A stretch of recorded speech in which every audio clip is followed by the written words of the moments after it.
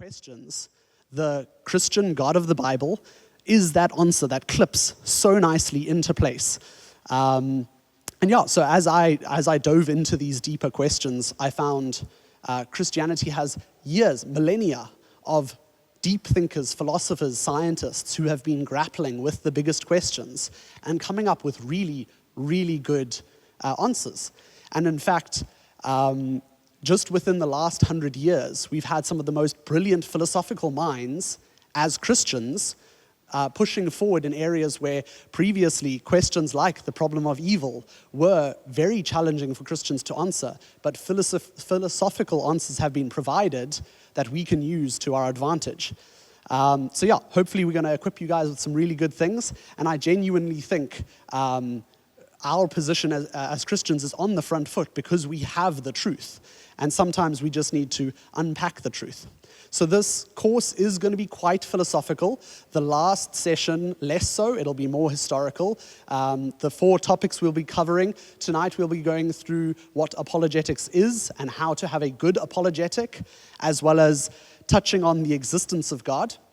Highly philosophical thing. We'll approach it from philosophy first, and then show why the philosophical approach points to the God of the Bible. Often when you discuss with skeptics, they'll say, well, you can't use the Bible. You can't use the Bible. And so this is going to provide you with a way to say, okay, cool. You can stop me. If I use the Bible, you can stop me. And I'm not going to use the Bible. I promise I won't use the Bible until it's reasonable to do so. Until I've proven that there's reasonable ground that we should at least consider the possibility that God is the best answer for our universe. So, a couple of tips for how to go about apologetics. The first is picking your time and setting wisely. Christmas dinner, probably not a good time to start a really in-depth debate with that one uncle who's always looking to have an argument. Rather, a nice one-on-one coffee suits it much better. Second thing is define your parameters. This may sound quite difficult, but it's basically, you just set the boundaries for your conversation.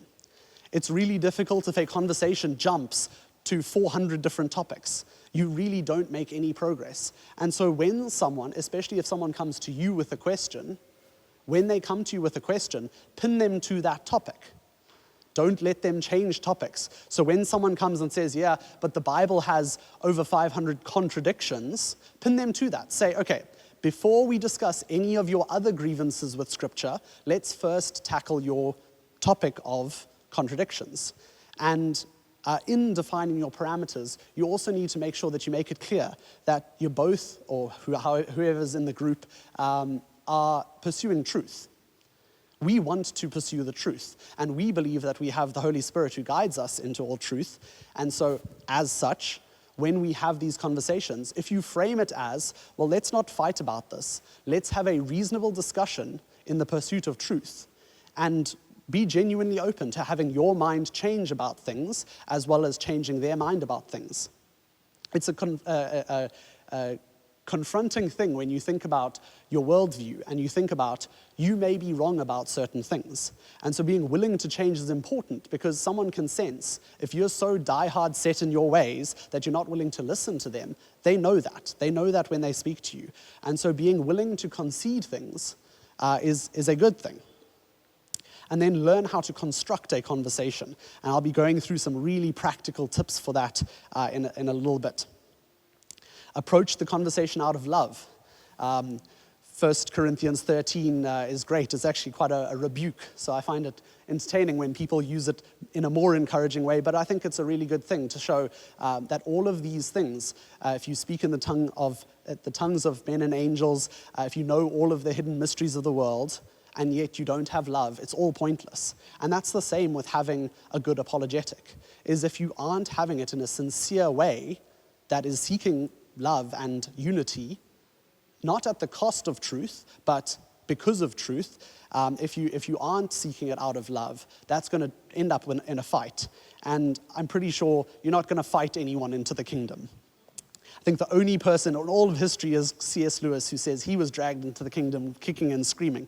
But that was just because of the overwhelming weight of the evidence. Then another important thing, and this is something I learned far too late, was know how to say I don't know. It is okay not to know all the answers.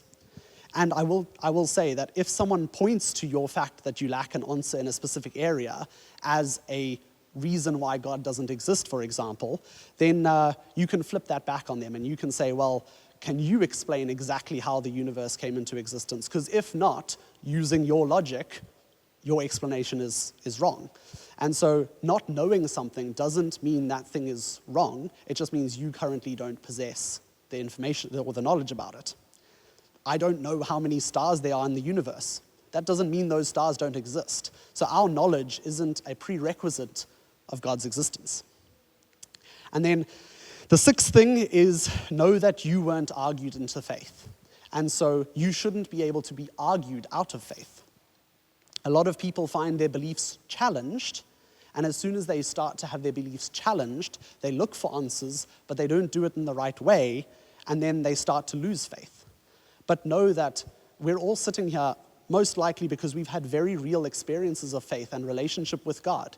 And so when people ask challenging questions, I guarantee you there are very, very satisfying puzzle piece answers out there, and we can look for those. We can know that those are out there, and you just need to know the right places to look. If anyone would like me to give a good set of resources, I will happily provide a bunch of the people that I enjoy listening to the content of and reading their books.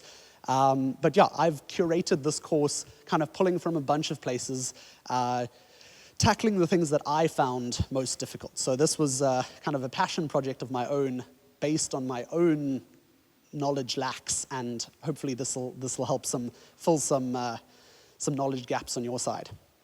Okay, so now that we got a bit of an intro out the way, nice long intro out the way, we're going to discuss how to construct an argument. A lot of the time when we get into conversations like this, because we haven't first set up parameters, we end up arguing instead of establishing a good, reasonable defense. And so knowing how to construct an argument, as well as knowing how to recognize an argument, rather than someone just asserting something. So asserting means you just claim it's true. You don't back it up, you just say this is the way it is. Knowing how to recognize what an argument is and what constitutes a good argument, as well as how to make a good argument, is incredibly important to know how to interact with someone in a rational manner. If you're going to make a rational argument for your faith, you need to be able to make an argument. So the first thing is you have a claim. You claim that something about reality is true. It's what is true, what is good, what should be done, or what should be believed. And you probably shouldn't need to discuss this before defining your parameters unless the person is like seriously post-truth kind of mindset. But generally, we believe that knowing true things and grounding true things in reality is a good thing. No one voluntarily usually wants to believe a lie. The second thing is then you reason that claim. You provide reasons that support your claim. Reasons make the claim more than just an assertion. I can say God exists. That is a claim. I can say it is good to believe that God exists. That is again a claim.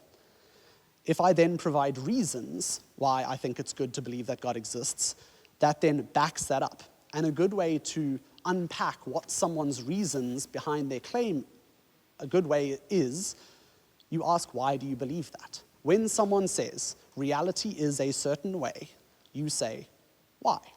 And then now they're forced to think through the reasons why they believe what they believe. And this is an incredibly good thing for us to do as well, to reflect on why do we believe that this is the truth. The next thing is support. Support is providing evidence that substantiate your reasons. If you just make a claim and then you give reasons why you believe it, but you have no evidence, that's a very empty claim.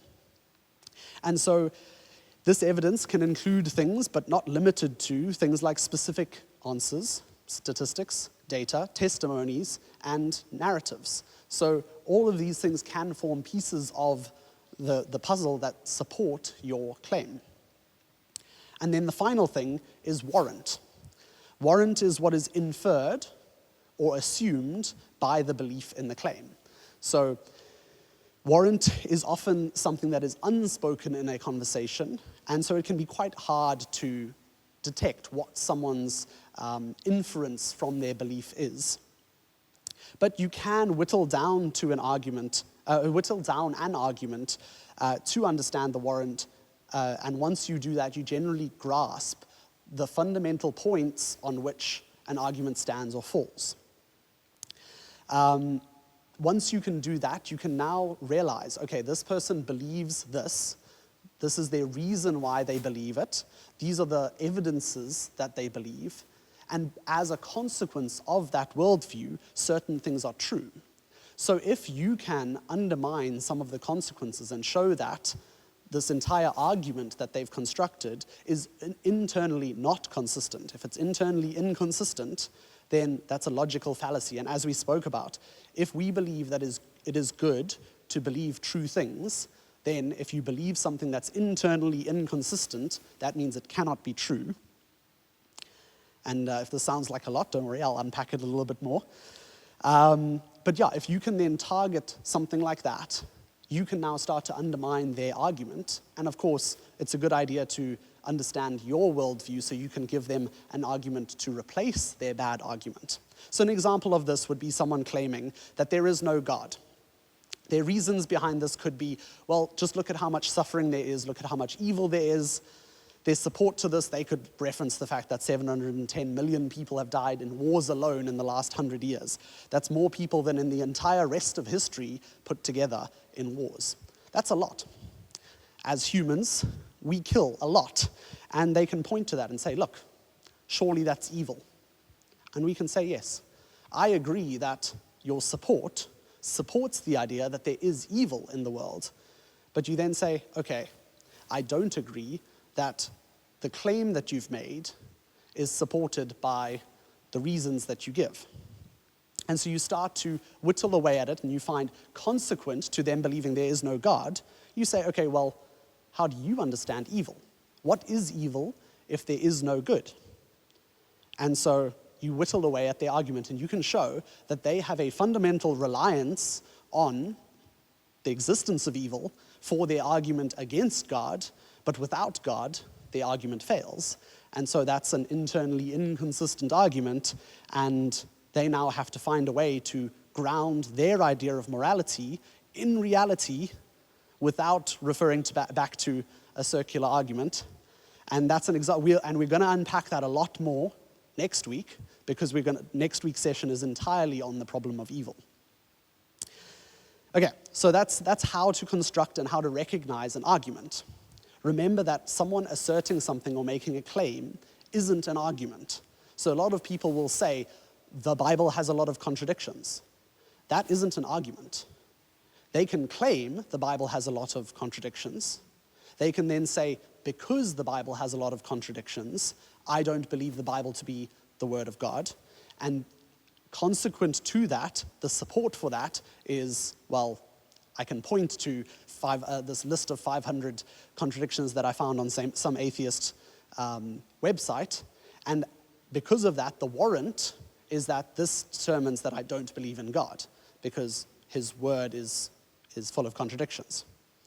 We'll tackle the contradiction side of things in the final session of this course. But that is now a comprehensive argument. It's not just a claim.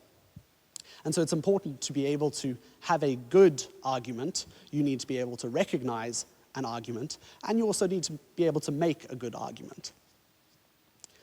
So I'm going to be referring to two parties over the course of this course. One of them will be the Christian, and the other one will be the opposition. Sometimes the opposition is in the part of a Muslim or some other religion, but most of the time the position of the opposition is either an atheist or someone who's religious, a spiritual but not religious, someone who holds to their own idea of God that isn't grounded in any traditional religion. And they tend to be the most flexible on their ideas. They can chop and change their arguments to suit the conversation that they're in, because they don't actually ground their arguments in anything other than how they're feeling in the moment. And that is a very broad, sweeping statement, but if you really genuinely dig down into their arguments, you'll find that often the reasons that they give for their claims are because this feels right to me. They'll say, well, this is right because I feel it's right, and they may have some other support for that, but often it whittles down to feelings. Cool. So now that is a bit of a very rapid overview of apologetics, an introduction to this course, and how to make a good argument. Does anyone have any questions so far? Great. You guys are welcome to stop me, and we will try and make this. It might be a good idea for us to make a WhatsApp group with everyone and then distribute the notes so then everyone can have their own copies of it. Apologies again about the printing. So, for the first topic that we're going to be diving into, we're going to be discussing the existence of God. And if you're sitting here as a Christian, then you believe that God exists. And so we're going to look at some philosophical defenses for the existence of God. And that's going to require a little bit of an understanding of philosophy. Don't worry, I'll try and take it slow. And again, if you have any questions, if I see a hand shoot up, I'm gonna pause and we can discuss whatever the question is. So the first technical term that I want to present you with is a syllogism, S-Y-L-L-O-G-I-S-M, a syllogism, and that's just a fancy, smart-sounding word which you can throw into conversation to sound extra smart. That means 3 statements that form an argument. They form an argument in the form of 2 premises. A premise is just one of those pivot points that we discussed earlier.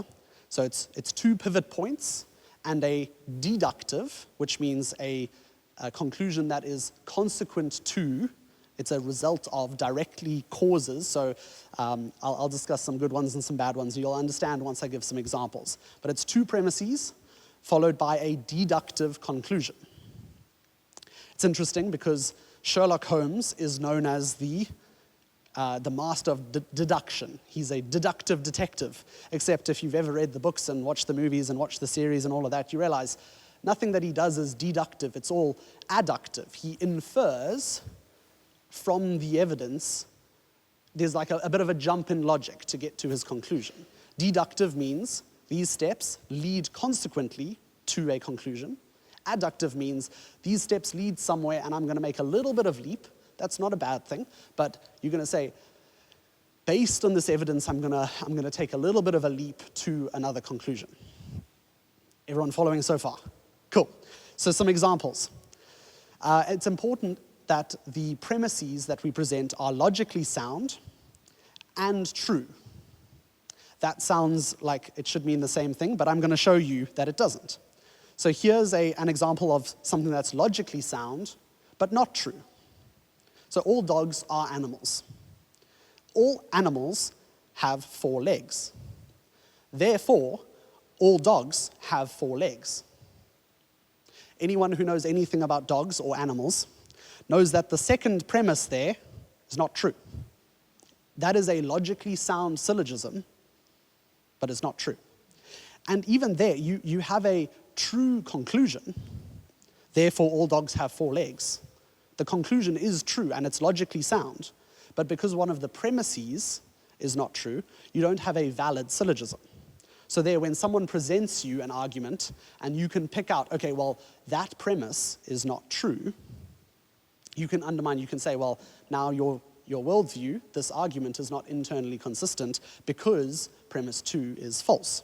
And so if you can provide a single example of an animal that doesn't have 4 legs, that entire syllogism becomes invalid. So I can say, well, look over here, there's a bird. A bird is an animal. Most birds don't have 4 legs. Therefore, the syllogism is invalid. Similarly, you can have a statement, you can have a syllogism where the statements are true, but the argument isn't logically consistent. So this is a little bit harder to pick up on, but an example would be, all birds have wings, first premise. A bat has wings, second premise. Therefore, a bat is a bird. And the thing here to pick up on is that the requirement of wings is not the defining characteristic of a bird. It's not exclusive to birds. Aeroplanes also have birds. If your aeroplane has birds, it probably needs to land. Aeroplanes also have wings, but aeroplanes aren't birds either. And so you can, so this is called an appeal to the absurd, which means you show that someone's premises are untrue by taking one of them to a logical extreme that would show, well, this is true by the same means that the premise that you've presented is true. Bats do have wings, so do airplanes. I think we would all agree that airplanes aren't birds. And so when you construct a syllogism, and I'll have some examples of syllogisms that point to God's existence, you need two premises that are true and logically consistent and consequently lead to a conclusion. Another technical term you can throw out to sound smart is a non sequitur. That's non-sequitur. And that means it does not follow. It means that the thing that you've just said as your conclusion doesn't follow from the previous arguments you've presented. And so you can throw that there. The premise excludes the possibility, in this example of the birds and bats, the premises exclude the possibility that other creatures have wings. And so it logically doesn't follow that just because something has wings, it then is therefore consequently a bird. So you can say that's a non sequitur, if you want to sound smart. Cool. A tip here, when discussing something like the existence of God, I think we would all quite strongly state God does exist. But I'm going to challenge you, and this works in a numerous number of occasions. When you are trying to present your opinion, softening your argument is actually an incredibly good way to make your argument stronger. Now, don't use this against your spouses, especially if you're both here, because you're going to get an endless loop of constantly making your argument softer, and then you're going to... Actually, that might do away with the whole argument. So there's a brilliant apologist called Greg Koukl, and he's written a book called Tactics. Thanks to Mark Harrison for recommending that to me. But he speaks about softening your argument. So basically, as a Christian, when the opposition says God does not exist, they have made a definitive statement. That's a very hard argument. So when you respond by saying God does exist, you now have an equally hard argument. And so all you have to do to disprove their premise is prove that it's at least possible that God does exist.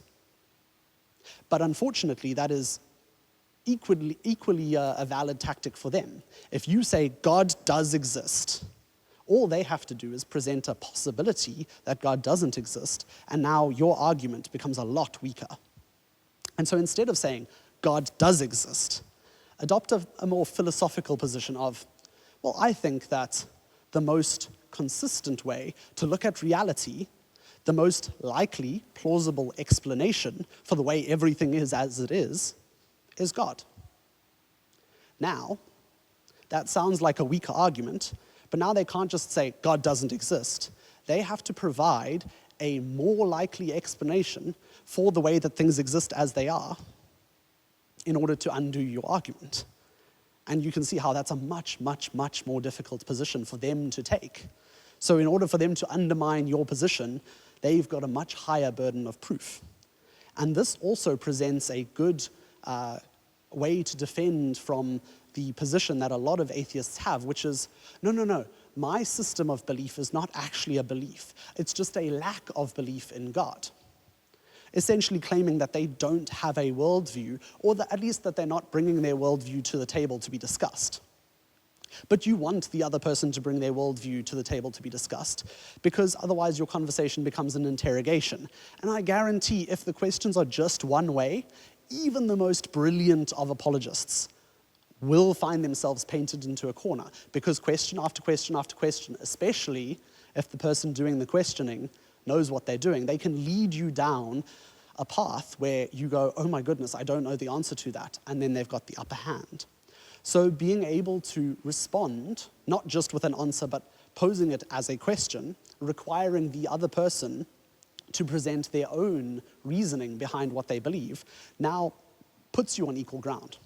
And in fact, I would recommend to you, if you want to have the upper hand in a conversation like this, challenge the other person's worldview. I think often Christians find themselves in situations where we're on the back foot, defending. But you can trust the Bible doesn't need you to defend it. Jesus doesn't need you to defend him.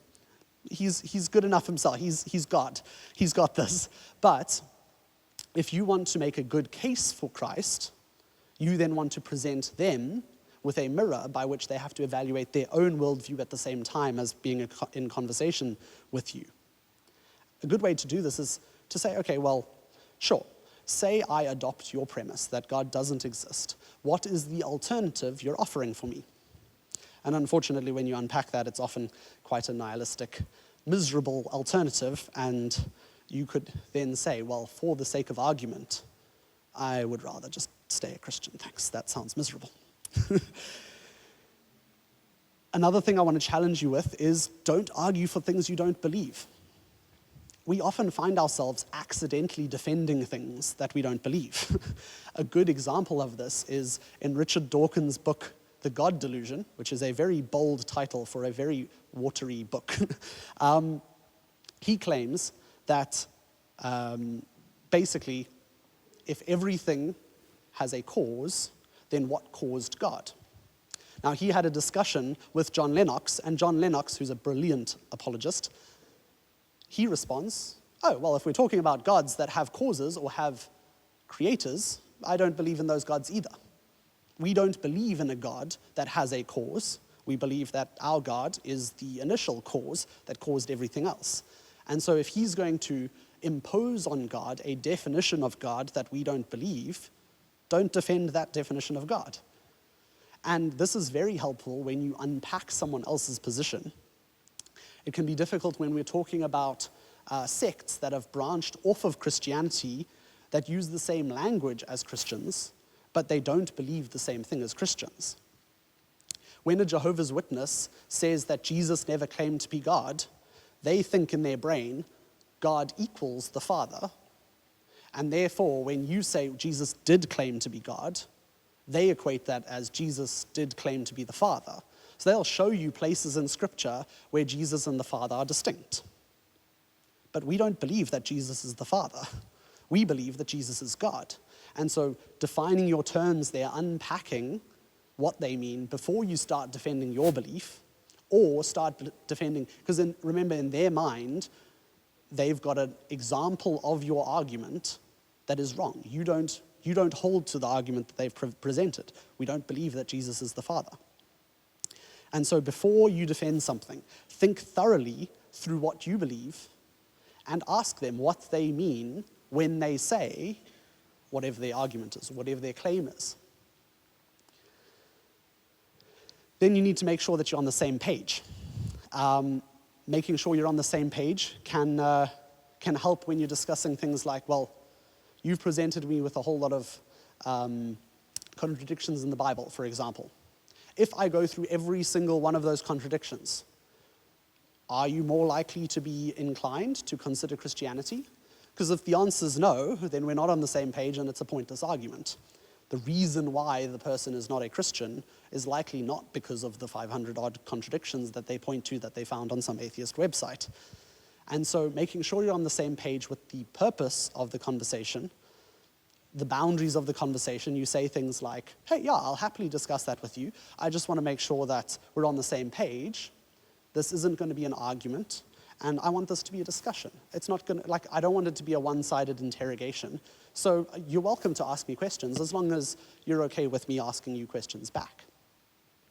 And so all of this together helps us now to defend the case for the existence of God. So once again, presenting you with a softened argument for the existence of God, I would say a cumulative case of all the various factors of existence point very clearly to God existing. he is the best answer that fits into that gap in the puzzle that we spoke about earlier. And so you can phrase this in a way of, given that these phenomena exist, I believe God to be the best explanation. And again, now they have to present you with a better explanation for these phenomena that we all agree exist in order to undermine the Christian's argument. That can be quite a challenging thing for them to do. A slight tangent on this, I find this with the resurrection of Christ. You've got a bunch of evidences that I believe are best explained by one answer: Jesus rose from the dead. The person you're likely having a conversation with has to come up with fairly absurd individual explanations for all of those phenomena, those things that did happen, to provide an answer for the whole situation. So for example, if we just take a couple of them. So the first thing is the tomb was empty. If it wasn't empty, then people would have just said, the tomb wasn't empty, look over there. And then the disciples wouldn't have been able to point to the empty tomb. So we can at least assume that the tomb was actually empty. And then you have a bunch of people who claim that they saw Jesus. They claim that they saw, and these were people that knew him. These weren't strangers, like a lot of the people who claim that they've seen Elvis didn't know Elvis personally. So the people that claimed they saw Jesus are his followers. And then the third thing is they were willing to die for their beliefs. It's unlikely that they were willing to die for something they knew to be a lie. So the one answer that ties all three of those together in a very concise way is that Jesus did actually rise from the dead. The opposition would have to provide three very different answers to explain all those things, including often for the appearances thing, they'll say, well, what about like group hallucinations? You know, the thing that basically never happens. There's been no record of it ever happening on the scale of 500 people at once seeing someone raised from the dead. And so they have to appeal to fairly absurd things. So you can say, no, remember that I said the most reasonable explanation is the one thing that explains all of it. Okay, so there are a lot of ways to approach the existence of God. There are a lot of different arguments for the existence of God, and we're going to break into groups after I've presented my case, and I want you guys to maybe pair up and present one to the other and then flip it around. One of you plays the Christian and one of you plays the opposition. And I'm going to give you a couple of arguments for the existence of God, and you guys can pick which one you want and try and argue using some of the tips that I've given from one of these topics for the existence of God. Okay, so my case that I'm going to present is based on three things. I'm going to first argue that free will exists. Most of us in this room will be like, yeah, that's obvious. Most people in the world would be like, yeah, that's obvious. But hopefully, I'm going to present a case that shows that beyond reasonable doubt, free will definitely does exist. Then the second one is that the supernatural exists. So in this room, I'm pretty sure everyone believes the supernatural exists. But out there, it's far less likely that, especially in the reasonable and logical groups, they believe in the supernatural. It is interesting because a lot of people who even claim to be atheists, if you ask them, do you pray? They say yes. And so often a lot of people who claim that they're atheists also do believe in some sort of supernatural. And then from that, given that that I believe free will presents the arrows pointing to the existence of the supernatural, and then from the supernatural I'm going to point to the very existence of the universe, and based on this, I'm going to let you guys think through how the description of God that I come to fits so perfectly with the God that we have described in the Bible. Okay, so the first thing, free will. It's important to understand, for this argument from free will, what knowledge is. If you have a group in a classroom, the teacher gives them a quiz. It's one question, and it's multiple choice, and the answer is C. You have the first person who, they didn't study. They look at the paper and they have no idea what's going on. And so they circle C because, C is the most likely answer. We all know that from multiple choice. Did they know the answer? They didn't, right? So the fact that something is true doesn't make it knowledge. The second guy was like, okay, I didn't study for the test, but I know she did, and she's really smart, so I'm gonna just, she put C. So he circles C. Did he know the answer? He didn't. The final person studied really hard, knew the answer, was able to show her working, went through each of the steps, and got to the answer that was C, and circled it. She knew the answer, right? So, there are lots of theories about what to know something is, but the one I like best is a justified true belief. So the justification is the showing of the working, and the true is, if you'd put B, it would have been false, even if you'd shown working that justified, B being the answer. It wasn't true, therefore it's not knowledge. This is deeper than just a surface level. You can say, I know the world is flat, but the world isn't flat. And so even if you present evidence for it, it's not the knowledge in the way knowledge we're talking about here is. So in order for a knowledge claim to be valid, it must be rationally grounded in truth, showing the working, and it must be true.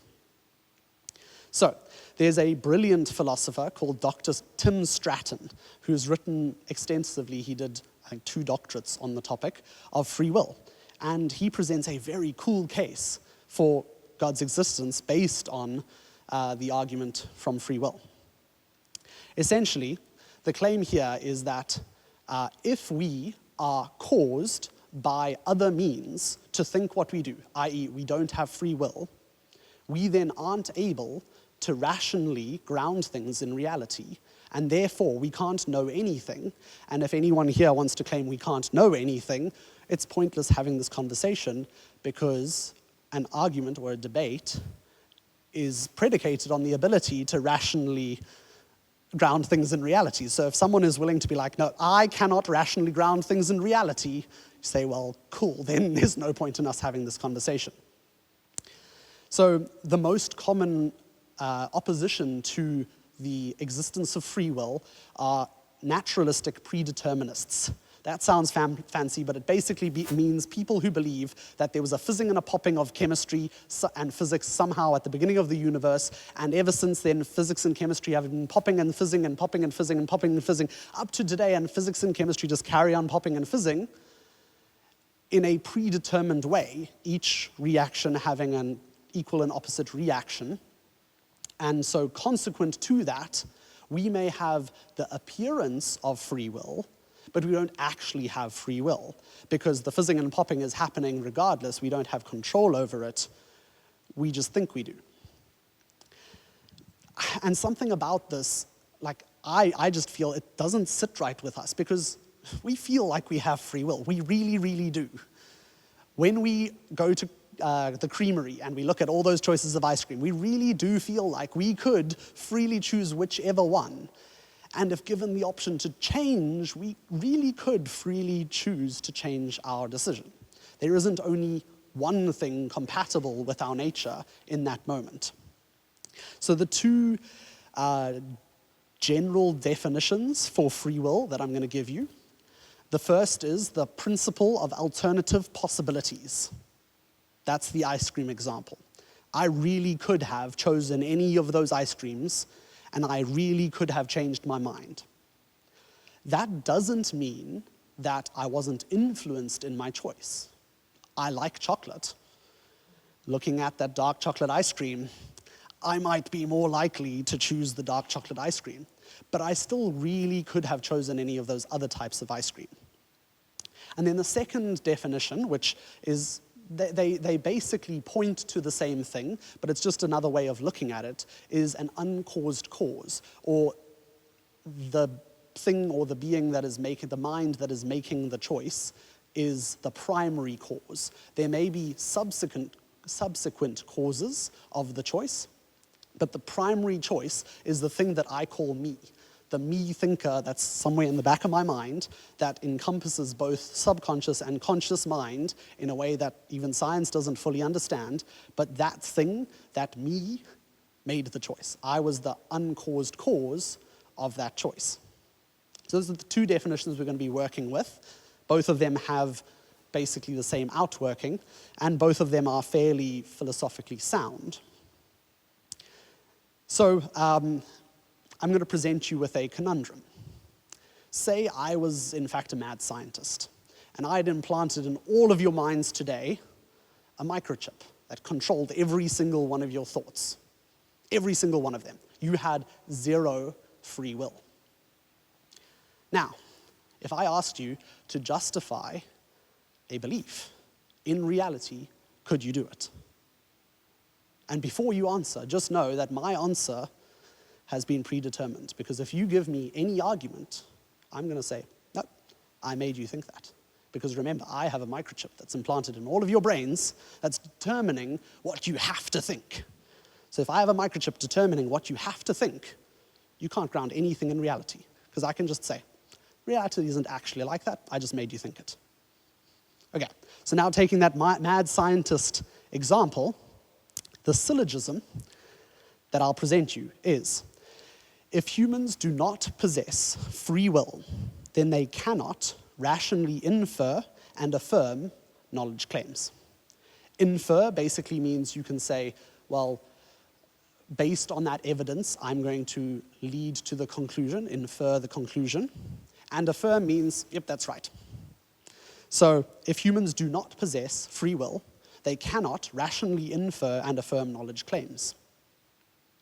My second premise, humans can rationally infer and affirm knowledge claims. And if you can't, this conversation's pointless. Because again, it's just the mad scientist talking, and I don't want to talk to the mad scientist, I want to talk to you. Therefore, consequent of these first two premises, humans have free will. This doesn't sound groundbreaking, and in fact, if you presented this to anyone other than perhaps the most ardent philosophical or scientific minds, they'd be like, yeah, I agree. Humans have free will, so what? Just because we have free will doesn't mean God exists. And you remind them, no, I'm presenting you with a couple of phenomena that, given they exist, so if they concede free will exists, then you can say, okay, given free will exists, we're going to go on to the second of the phenomena. If they argue that free will doesn't exist, they then have to prove that either premise 1 is false, or premise 2 is false, or conclusion, number 3, does not logically follow from them. But this is a logically consistent syllogism. If 1 and 2 are true, 3 necessarily follows. It is consequent. It is a deductive conclusion. So they would then have to argue, well, humans either don't have free will, in which case you can say, well, then how can you rationally infer and affirm knowledge claims? And then bring them back to the mad scientist thing. Because again, if they're arguing that they can't rationally infer and affirm knowledge claims, there's no point in having the conversation with them, because they can't change their mind. They're predetermined not to change their mind, unless the mad scientist, which in this case is fizzing and popping of chemistry, allows them to. Was there? No hand. Cool.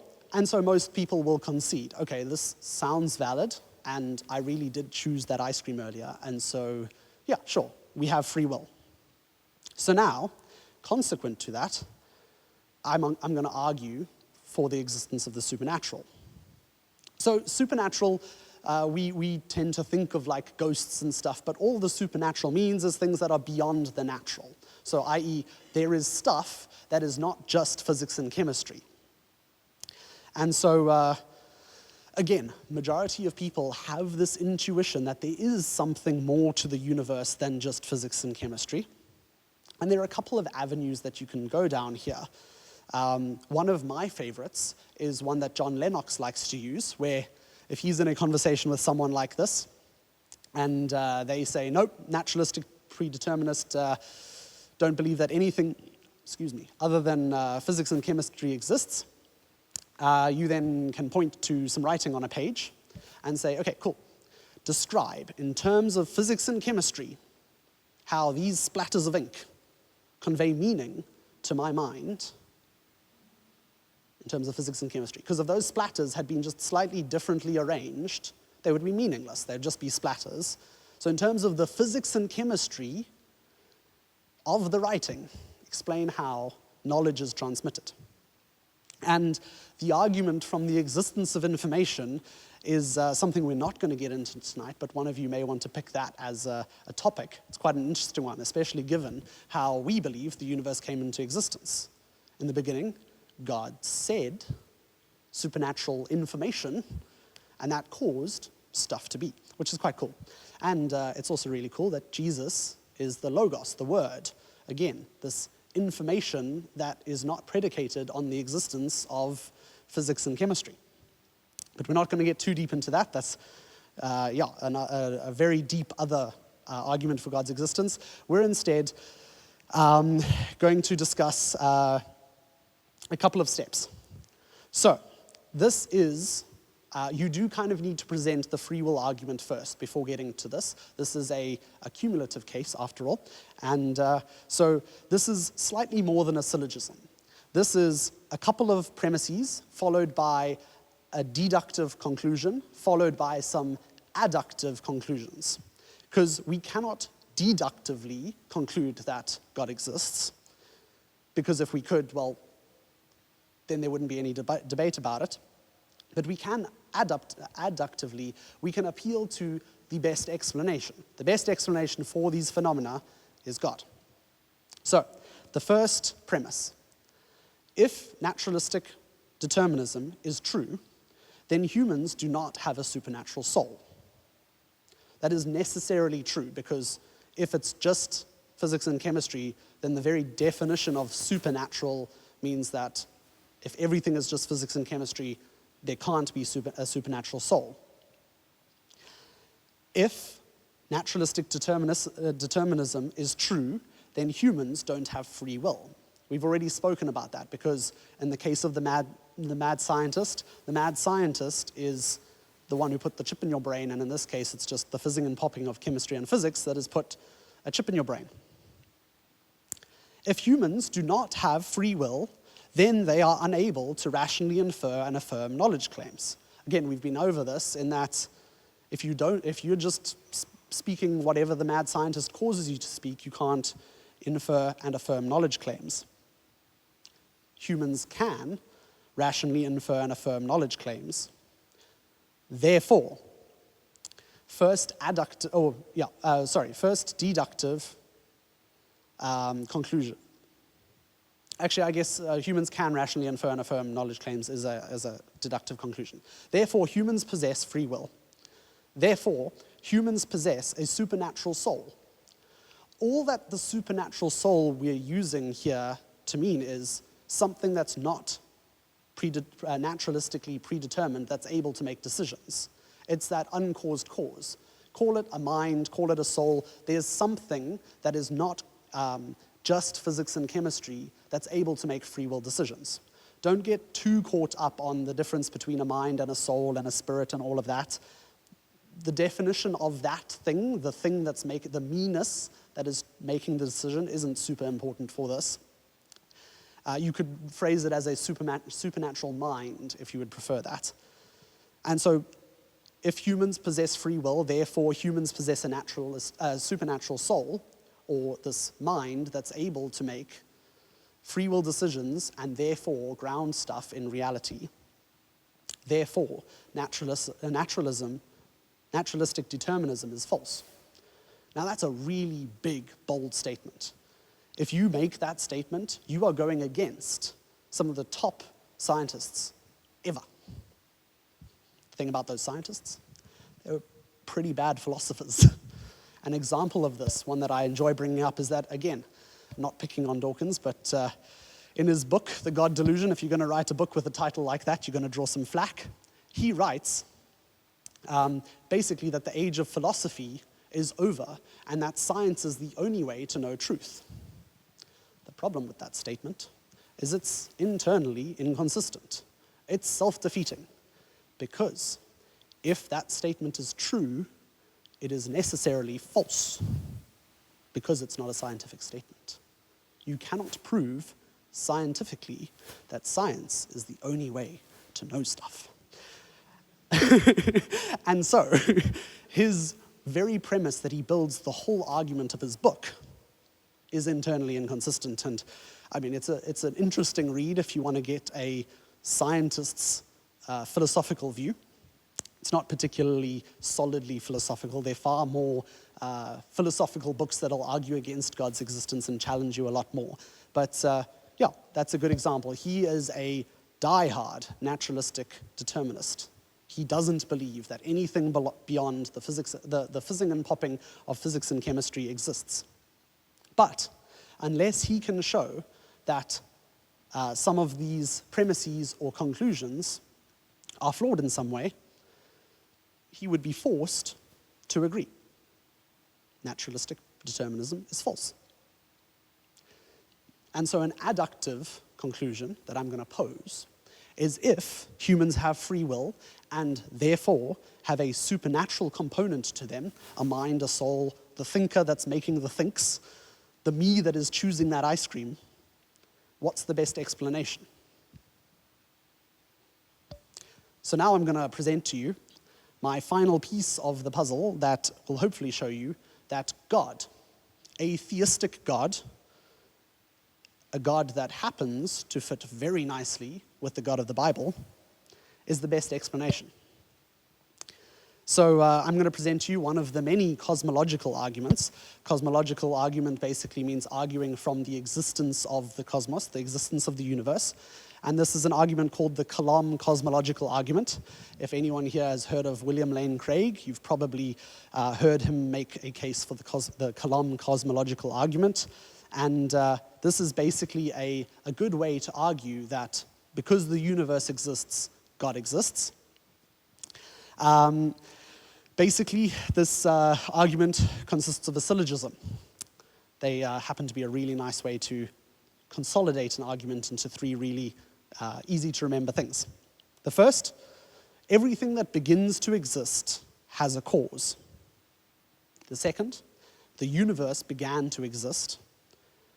Third, the conclusion is therefore the universe has a cause. Now I can already hear some of you thinking, but that conclusion wasn't God exists. Don't worry, remember I said there's an adductive conclusion to all of this, that God is the best explanation. But this is a fairly moderate claim. We can't point to anything that began to exist that didn't have a cause.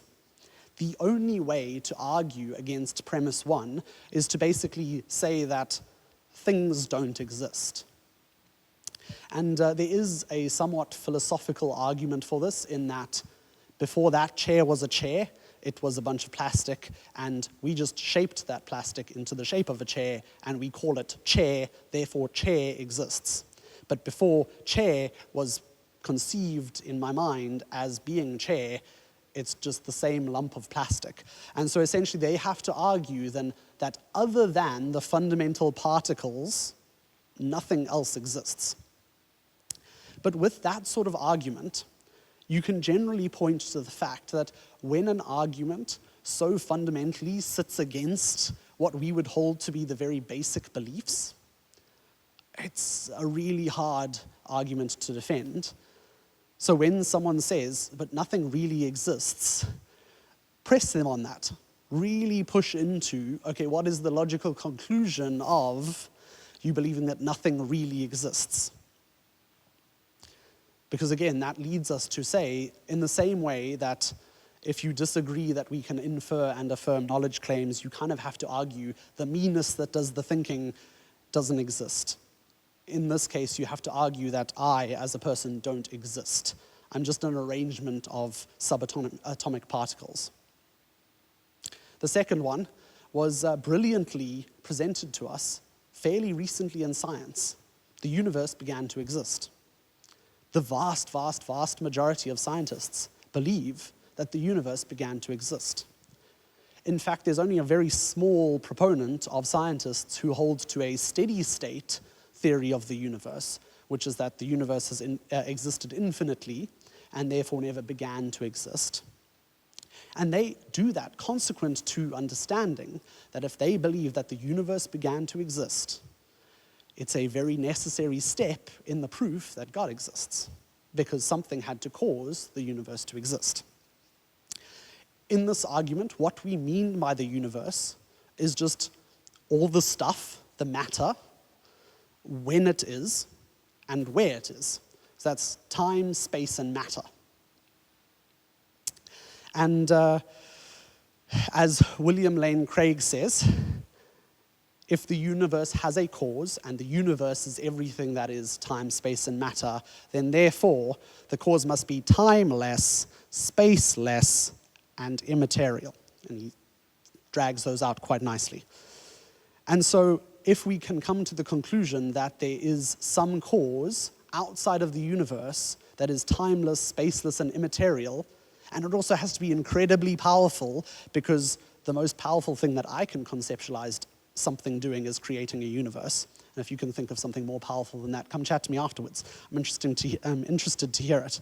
But this timeless, spaceless, immaterial, incredibly powerful thing that caused the universe to exist couldn't be matter. It couldn't be something bound within material reality. So therefore it has to be supernatural, because remember, the definition of the universe is all the stuff, all the material matter. So it has to be immaterial. It has to be beyond physics and chemistry. And it also has to be an uncaused cause. So what's something that we just argued for as being something that has free will? A supernatural soul, a mind, something being-like. So this isn't just a thing, it's a being that has a mind that is able to be an uncaused cause. Because something that doesn't have free will can't be that first cause, that uncaused cause. And if you say, okay, well then what caused God? Remember, we don't believe in a God that was caused, so don't defend a belief that you don't believe. And so this timeless, immaterial, spaceless, really powerful being created the universe. And is it plausible to think that if this person, this being, created everything, he might likewise, in his image, make personal beings? That's us. And now, I think it's reasonable to look at in Genesis when it says we are created in his image.